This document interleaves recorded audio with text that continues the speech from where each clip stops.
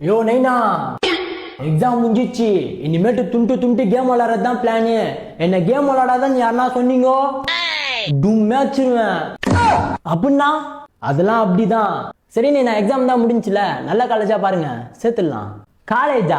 இப்ப கூட நான் வேலைக்கு போனா 17,000 ரூபாய் சம்பாதிப்பேன், காலேஜுக்கு போனா 20,000 ரூபாய் சம்பாதிப்பேன். இந்த 3,000க்கு நான் 3 வருஷம் முக்கி பச்சுனுக்கணுமா? என்னன்னு நான் பேசுறேன்? இந்த 17,000 ரூபாய் 20,000 ரூபாய் சம்பளத்துக்கான நான் உன்னை படிக்க வைக்கிறேன். நாளை பின்ன அப்பா நான் இல்லைனா கூட நீ தலை நிமிந்து நடக்கணும் தான் நான் உன்னை படிக்க வைக்கிறேன்.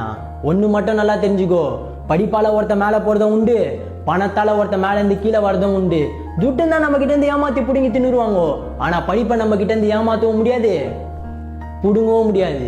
படி, உண்மையா படி, துட்டுக்கோசரம் படிக்காத, உனக்கோசரம் படி, உன் கூட இருக்கவங்களுக்கோசரம் படி.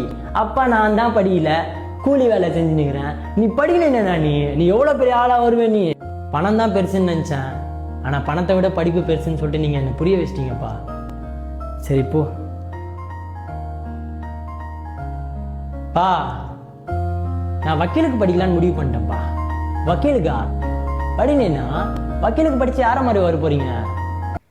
அண்ணல் அம்பேத்கர்.